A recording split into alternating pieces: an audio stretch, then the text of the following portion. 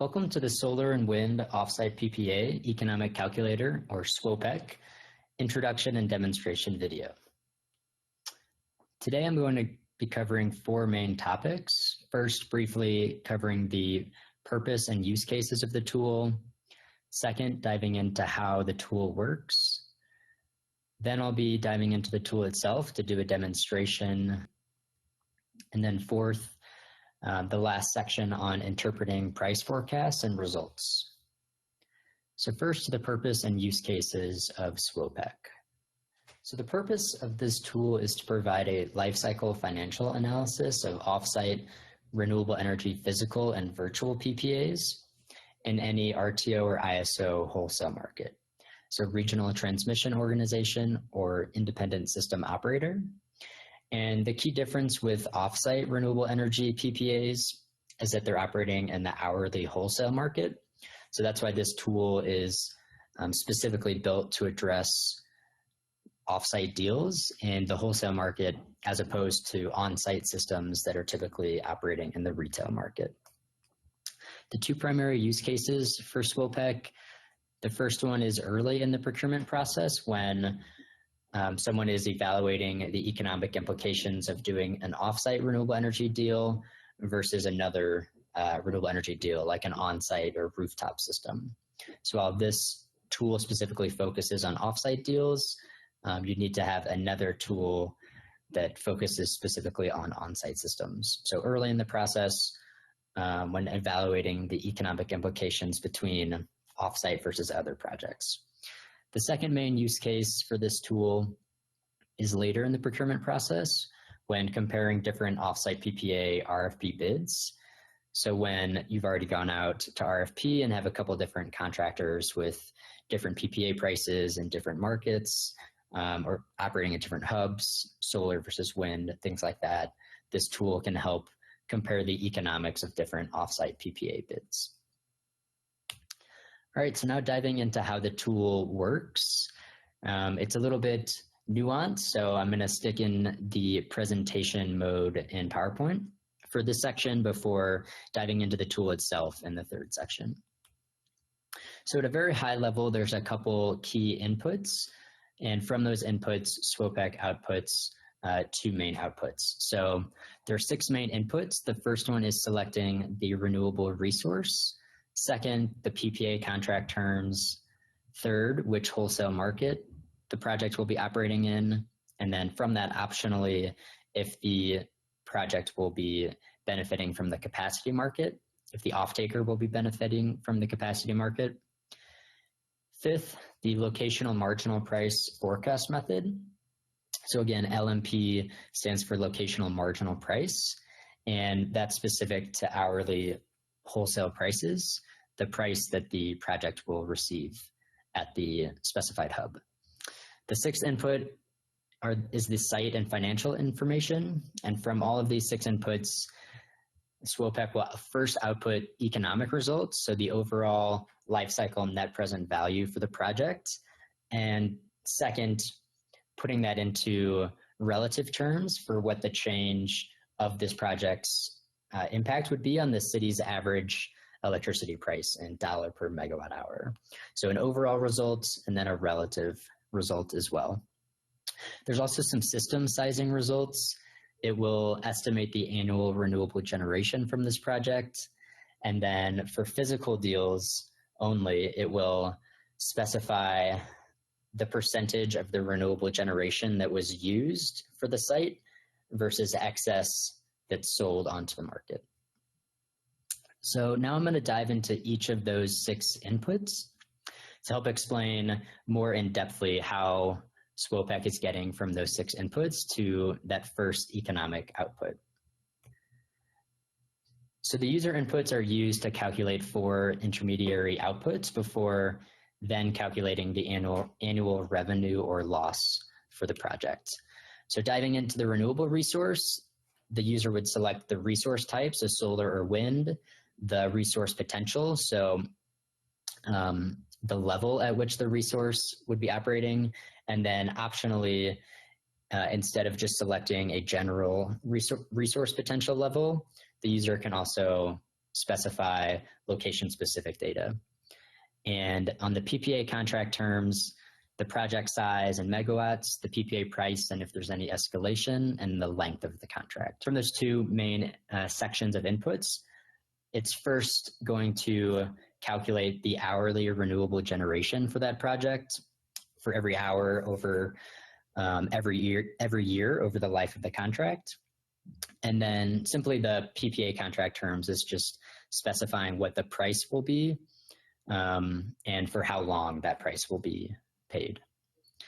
Then jumping into 3, 4, and 5, specifying the wholesale market that this project will be operating at, and then the hub or region.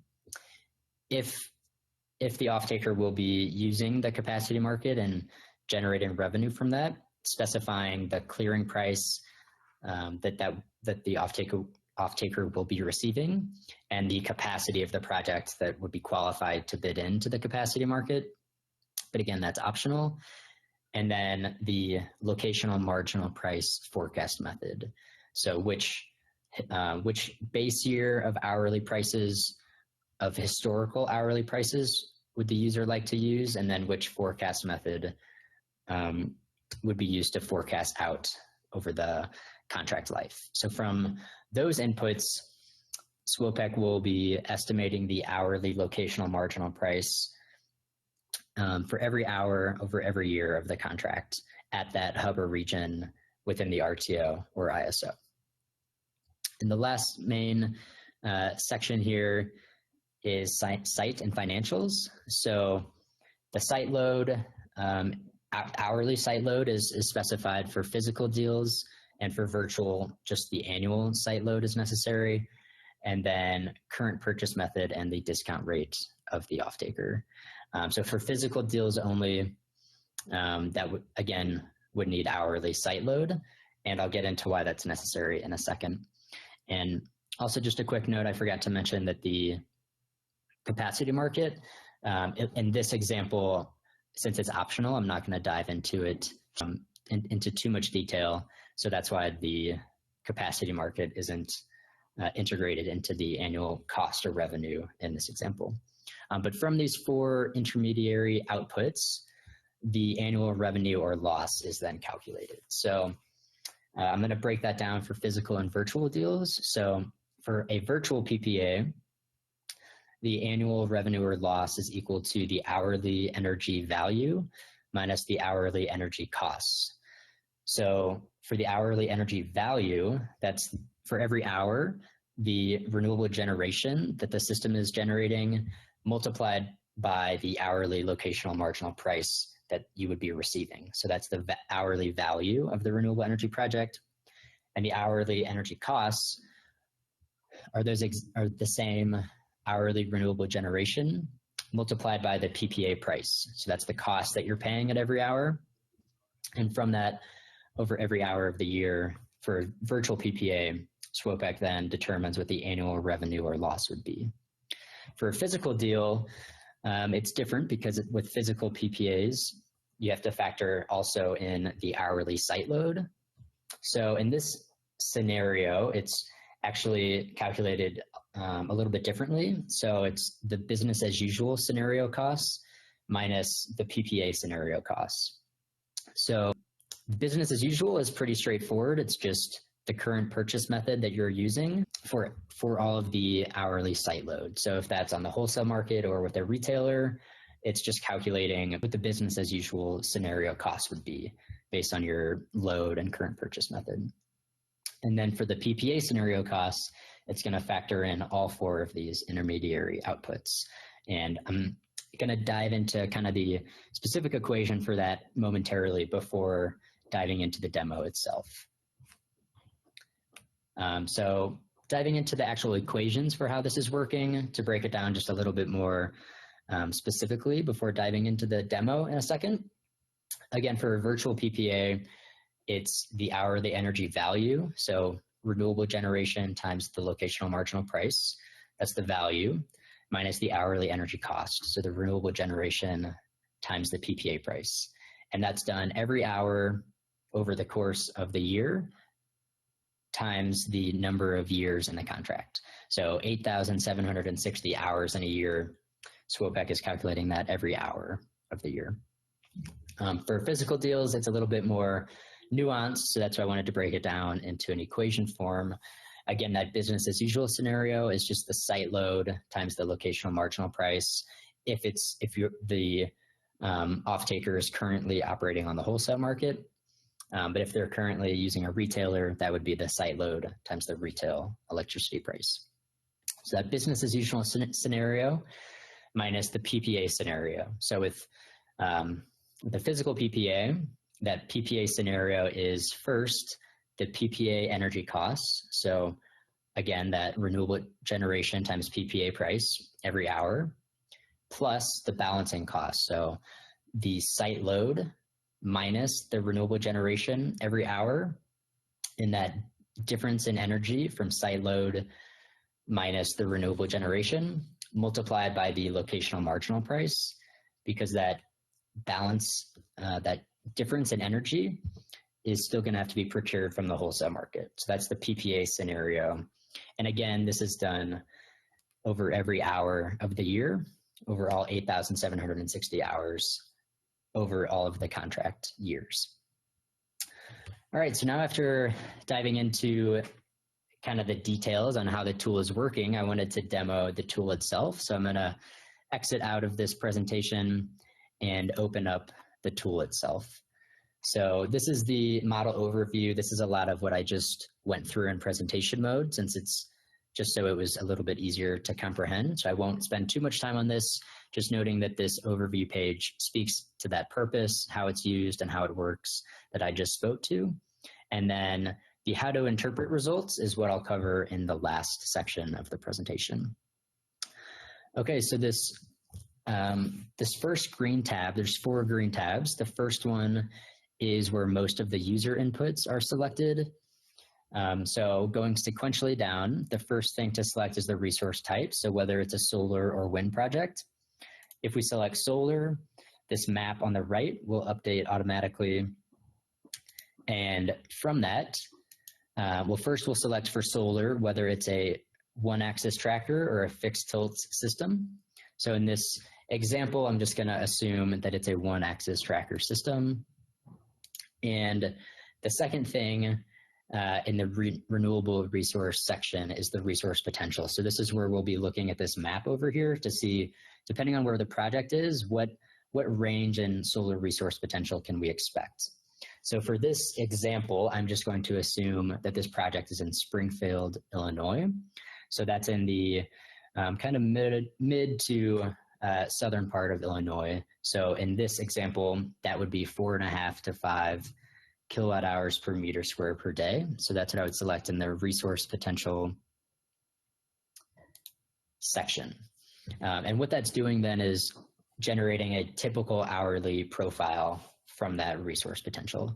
And if you wanted to get more detailed, you'd select user data and then go to this optional tab over here and input the actual hourly solar generation for Springfield, Illinois. But for this example, we'll just do a general resource potential.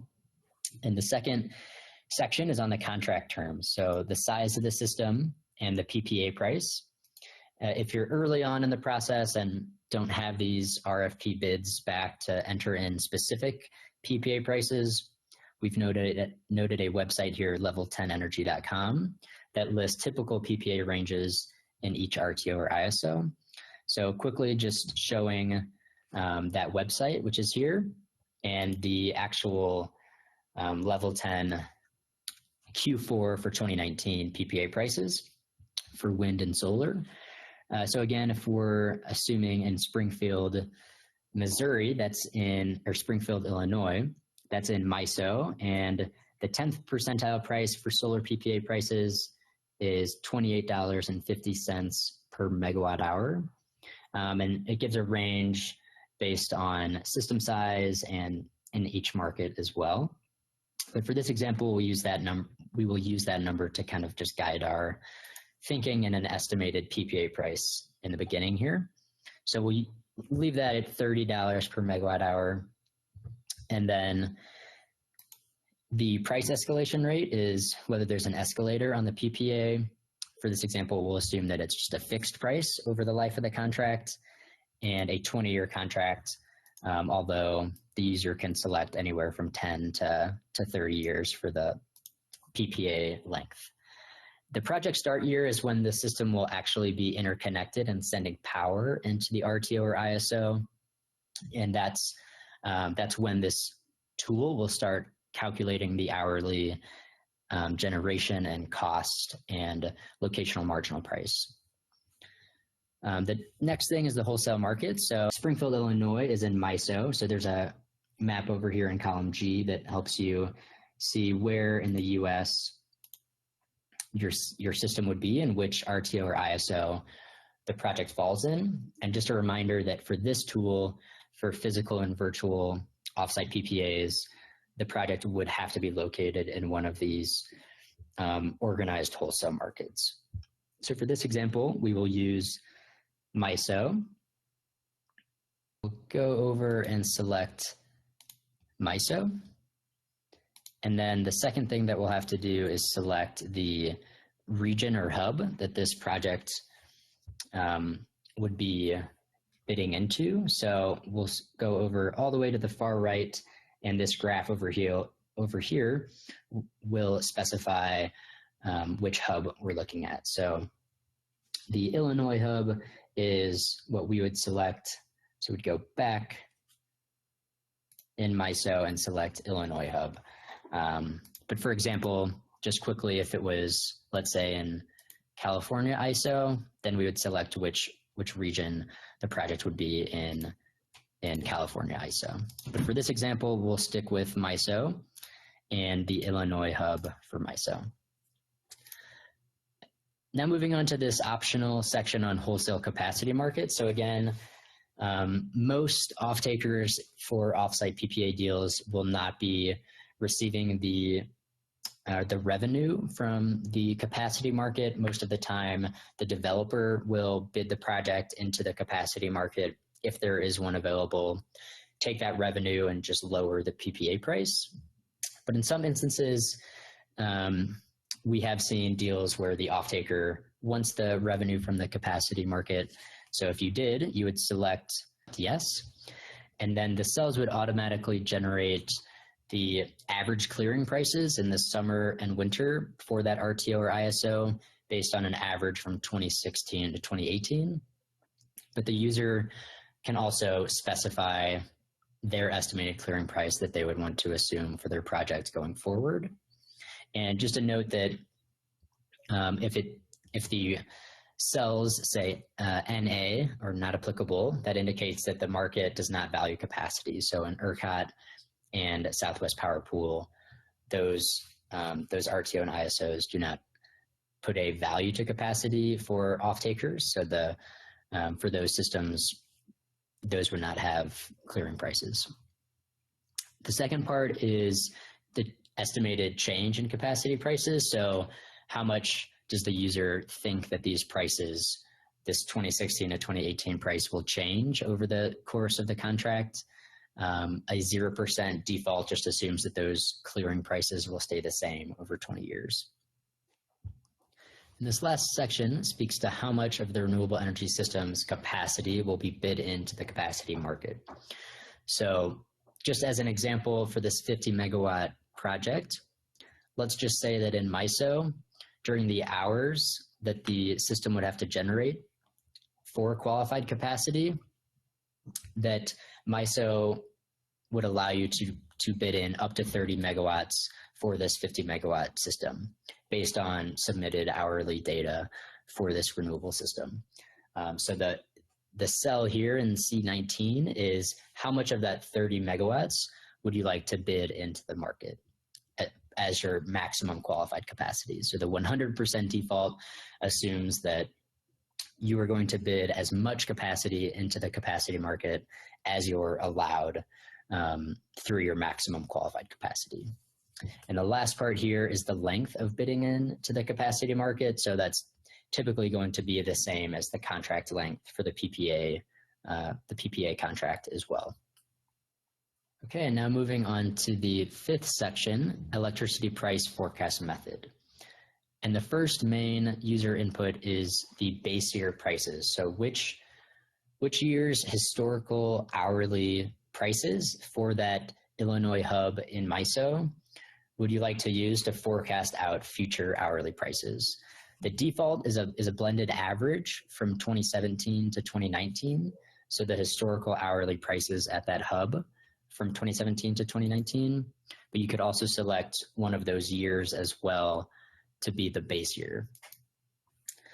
One of the reasons that the default is a blended average there is so that it's less susceptible to atypical weather patterns one year. So that's one reason to keep the default of 2017 to 2019.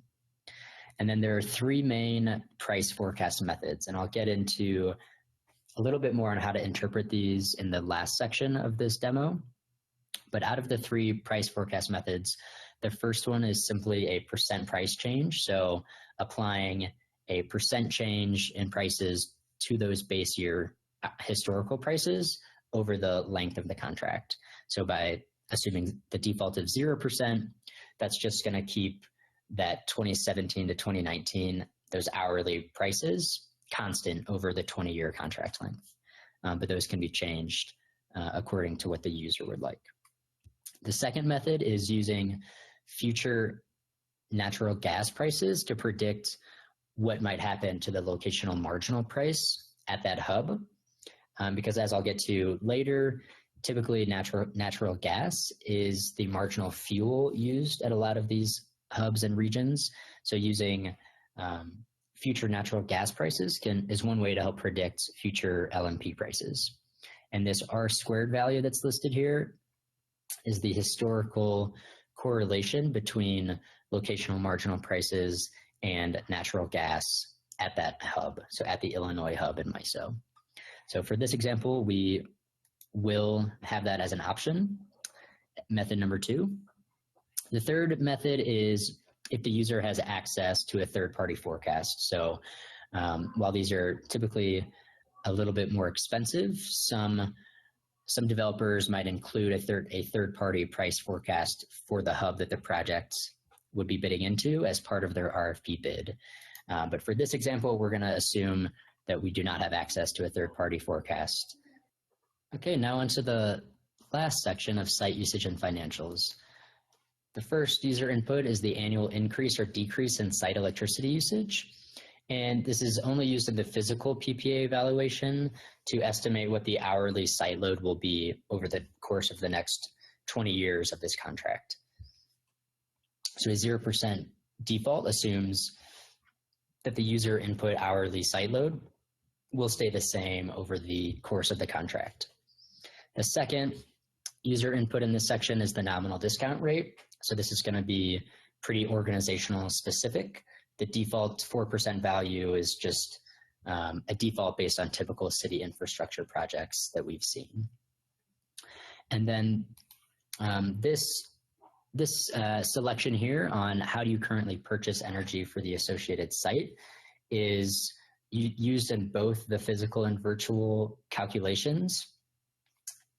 So the first option would be you're currently using a retailer or utility, or you're operating on the wholesale market. So that specification is in the physical deal to understand the business as usual scenario. And in the virtual deal, the only thing that's used is to put the project's net present value into perspective on the business as usual consumption, which I'll get to in a moment. But for this example, we'll just assume retailer and utility. And the last user input on this tab is if you did select retailer or utility in cell C27, then you'll enter the retailer or utility rate that you have in cell C28. But if you select wholesale market, then you can ignore this cell. Okay, and then just to note that these last two are just assumptions that this model has on the degradation of solar panels and wind turbines. So no need to worry about changes there. Okay, and then moving on to the second required user input tab. The last two are optional. This tab is for site consumption. So for a physical deal, you'll need to enter in the hourly historical consumption at that site, either from 1 year or a blended average. But for all 8,760 hours, the historical consumption at that site. And in a virtual deal, all you'll have to enter is the annual consumption, since virtual deals don't deal with hourly site loads. The only thing that the annual consumption is used for a virtual deal is, again, to calculate what the kind of business as usual costs are to put the net present value of the virtual PPA into perspective, which I'll get to later again. And the last thing is just which year is this hourly or annual data from. Okay, moving on to the optional tabs for user inputs. The first optional tab is if you have a third-party forecast, you can enter those in. Typically, they come in monthly format, so you'd enter in the monthly forecasted locational marginal price at the hub or region that your project would be bidding into, and that goes out for as long as the contract as well. So this is also optional, only necessary if you'd like to put your own forecast in or use a third-party forecast as well. The last optional tab is the renewable resource specific to a location. So instead of using a generalized hourly resource potential that we selected, we can actually use the instructions here to find, for example, for solar, the NREL's estimated hourly generation for that project in Springfield, Illinois. So we'd follow these directions here, which I'm not going to go through right now, but the directions would guide you to how to get that hourly generation, and you'd copy and paste that into the green cells in these tabs. And the same can be done for wind as well, where you'd follow the instructions here using NREL's data, and then copy and paste the data into these green cells for the actual location that you're looking at, instead of using generalized hourly profiles. And this is a little bit more important for wind than it is for solar, because the solar profile in Springfield, Illinois is likely similar to the generalized profile created at that resource level. But wind resources can really vary a lot. If you have a annual average of 8 meters per second at one location, the hourly profile could be totally different than a different location with the same annual average wind speed. So it's just helpful for wind projects to specify the actual location that it would be at and use the instructions here to enter in the actual hourly data. And if you do insert hourly data either for solar or wind, you would have to make sure back on this tab that instead of selecting a generalized range in resource, you select user data, and then that will specify the user input hourly data. But for this example, again, we're just using the general range in data for solar. So now that we've input all of the user inputs in the green cells, the yellow results tab yields all of the economic and sizing results. And just a quick note that all of the other purple and red tabs, the user does not have to specify anything on those tabs. Those are the calculation tabs. And as you can see on each tab, it will specify that the user does not have to modify that tab. So just a note, if you are interested, you can run through these tabs to see how the model is calculating and working, but that the purple and red tabs, the user does not have to modify. So moving on to those final results. So on this tab, this is where on the left here, it will output a economic graph of overall results, where for the virtual PPA that is selected here, the green is the annual energy value, again, based on those wholesale market prices. And in red, the annual energy cost, so based on the PPA price. And what's happening in orange is just summing up the cumulative net present value for that over the life of the contract. And that is specified as 2.8 million in orange here. And on the right, this is the relative results for this project. So how to put $2.8 million into relative terms. The assumption that we used for the retail price in this example was $35 per megawatt hour. And what this graph is doing is saying that $2.8 million over the 20-year contract life would have an impact of decreasing that by about $2 per megawatt hour, so that you'd have a lower dollar per megawatt hour average price. And on this tab is where we actually specify whether it's a virtual or physical deal. So we can see, bouncing back between virtual and physical, what the economics might look like. And again, this is, we just have some default data in here and just a lot of assumptions for this walkthrough. So again, this is just a demonstration, and the big difference between the physical and virtual PPA deal here will likely not be as drastic in the example that you do with actual data. And what we can also do is, after clicking between virtual and physical deals, is select the locational marginal price forecast we would like to use. So we selected two of them, the fixed percent price change and natural gas correlation forecast.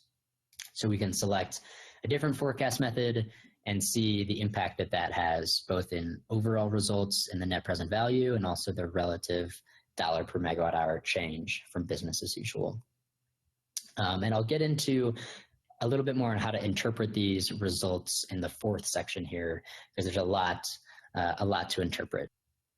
But before I do that, I wanted to go back to our initial example of a physical deal, with assuming that prices from our base year stay the same over the course of the contract, and just note where the sizing results are. So it'll output the annual site electricity load that we input, and how much of that will be generated from this renewable system. So 71,000 megawatt hours from this 50 megawatt solar PV system.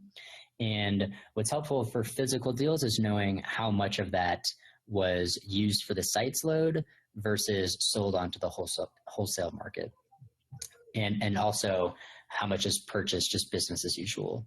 So noting that out of those 71,000 megawatt hours, around 46,000 megawatt hours were actually used for the site load, while 25,000 were generated when the renewable system was generating more than the site needed and sold onto the wholesale market. So that can be helpful when understanding some of the risks of physical deals. So I just wanted to quickly note where that was as well. And this further insight is what I'm going to get to in how to interpret these results, and everything is what I'm going to get to in this last section now. Okay, so as I've noted, there are three main forecast options. So I wanted to dive a little bit more into each of those. The first one is the fixed percent price change. So how this is working is it's applying the user selected percent increase or decrease to the base year hourly locational marginal prices to forecast future hourly LMPs over the contract life. So again, if the default is 0%, that's assuming that the base year prices, the blended 2017 to 2019 hourly locational marginal prices at that hub, will stay the same over 20 years. But if we selected a 1% increase, for example, that 1% increase would be applied to each hour of the base year for the first year of the contract, and then a 1% year over year increase for each remaining year of the contract life. The second method is the natural gas correlation forecast. So it applies a regression equation to monthly Henry Hub natural gas future market prices to forecast monthly locational marginal prices. So as I've said before, there's typically good correlation between natural gas and the locational marginal price. So the forecasted monthly percent changes that equation is going to output is then going to be applied to the base year hourly locational marginal prices. So if in January of 2023, there's based on this equation, a 10% increase in locational marginal prices, then that 10% increase would be applied to each hour in January of that year, and so on and so forth.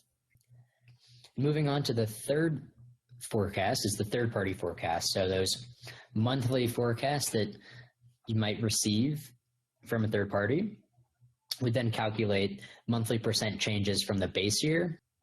So those monthly percent changes are applied to the base year hourly locational marginal prices to forecast the future hourly prices over the contract life.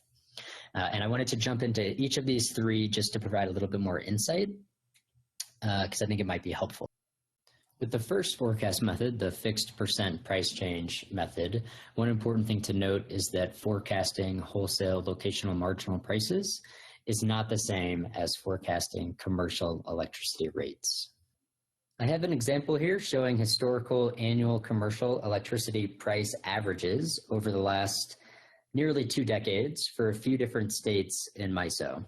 As you can see, the average percent increases vary state by state, but average increasing by around 1.3 to 3.7% per year and are relatively stable.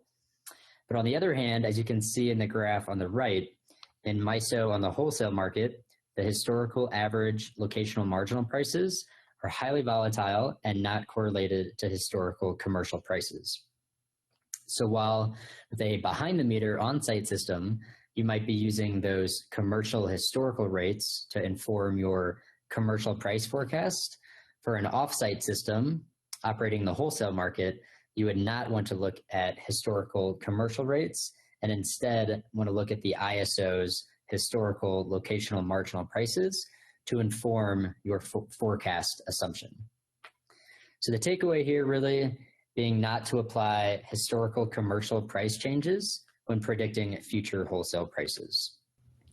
The second forecast here is using natural gas's correlation to locational marginal prices.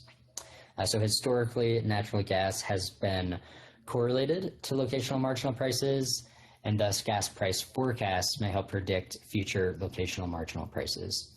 So another example here from MISO with, in blue, the locational marginal price annual average in MISO, and in green, the Henry Hub natural gas annual price average. And as we can see in this instance, natural gas is pretty correlated to locational marginal price in MISO because natural gas is typically the marginal fuel that's setting the locational marginal price over those years.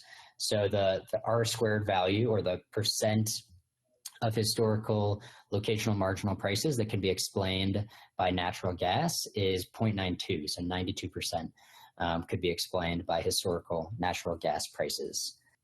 So what this shows is just this high correlation means that one way to forecast future locational marginal prices could be to look at the future natural gas prices that are on the market today and predict locational marginal prices from that. The other thing I wanted to note about this forecast method is the difference between RTO and ISOs, the difference in R squared value, and also within each RTO and ISO in the hub and region, how the R squared values change. And those with higher R squared correlation values, in those instances, forecasted natural gas prices can likely help forecast locational marginal prices. So what I've done is just input the R squared value for each hub within each RTO ISO, just to give you a kind of broader understanding of the range in R squared values across RTO and ISOs, and also within RTO ISOs. So this is a lot of information, but just wanted to summarize in a table format what the R squared values look like in each hub, and noting that those with higher R squared values have historically shown that natural gas has been more correlated to locational marginal prices. And that's what this says down here, that just with higher R squared values, forecasts that natural gas prices can help forecast locational marginal prices as the key takeaway. Pretty quick on the third-party forecast, the only thing I wanted to note is that they're typically pretty expensive. So one thing to note is that if you can use a third-party forecast, definitely do that, but likely it's going to make the most sense just if it's freely provided by a developer as part of their RFP bid submission, or if you have the ability to just purchase those outright. Now on into interpreting the results. I know I already mentioned this before, but just to reiterate, there are two graphical results, the overall and the relative results. So the overall results, as I stated before, for both a virtual and physical deal, it will note the net present value in orange, and that for a virtual deal is going to be the annual energy value minus the annual energy cost for every year over the life of the contract. So what this overall result graph on the left is indicating is big picture what the net present value of this project might be given the price forecast method that's used, the other assumptions like discount rate and the PPA price, the project size, site load, given all of those assumptions, what the net present value of this system might look like. And as I'll get to on the next slide, it's important to note that all this tool is doing is using a bunch of assumptions to give you a potential economic output. So that's why it's highly recommended to do a couple of different scenarios to get an overall understanding of a range of economic considerations for an offsite deal instead of just viewing this as a definitive economic output. And then noting the relative result on the right, again in blue, the $35 per megawatt hour is the retail rate that the user selected. So that's a user input. So we're just using an assumption for this demonstration. And in the orange, that's the change, that's the relative change or impact that this project would have on that rate. So in this example, the NPV is $1.7 million, and putting that into relative results, that would be about $1.20 per megawatt hour decrease in electricity prices over the life of the contract. Okay, and then lastly, in this video, I just want to speak to the key considerations when interpreting these results. So the first is really just understanding the impossible. So I've modified a Yogi Berra quote here, where it's tough to make predictions, especially about the future, and in this case, wholesale prices. So as noted a few slides back, wholesale prices are extremely volatile, so it's really just impossible to forecast what might happen to wholesale prices. But what this tool does is help you get a general sense of the economics of an offsite deal, given the assumptions of using a base year of wholesale prices that either stay the same or change based on a couple of forecast methods to give you a kind of a scenario sense of some results.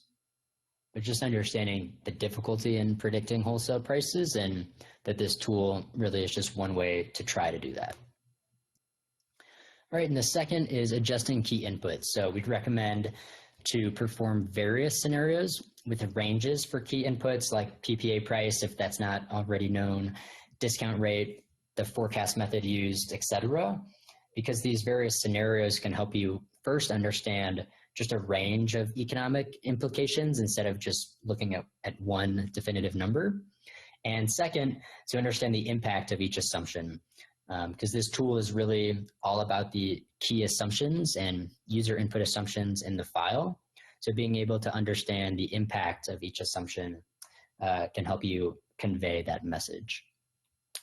And kind of similarly with performing a couple different scenarios, if you use different scenarios, it can help you establish your risk tolerances. So kind of using a high, medium, or low assumption for a price forecast method or for other key inputs to give you a range of potential outcomes. So that can help you establish risk tolerances by saying, for this project to break even, these are the assumptions that we'll need to make. And that's one way to just establish those risk tolerances. The last thing that I'll note before ending this demonstration video is how to communicate the results. So instead of using this tool to determine the specific net present value or see it as a moneymaker or a loser, really consider viewing an offsite PPA as a hedge against future price volatility and wholesale market uncertainty. And speaking more to hedge against those prices and understanding the electricity prices that you'll be paying in the future, instead of speaking specifically to whether it'll make or lose money, just given how difficult it is to predict future wholesale prices and how many assumptions make up the output of this file. All right, so that wraps up this video. Thank you all for watching. I hope it was useful, and feel free to reach out to me at rshea@rmi.org with any questions or feedback. Thank you.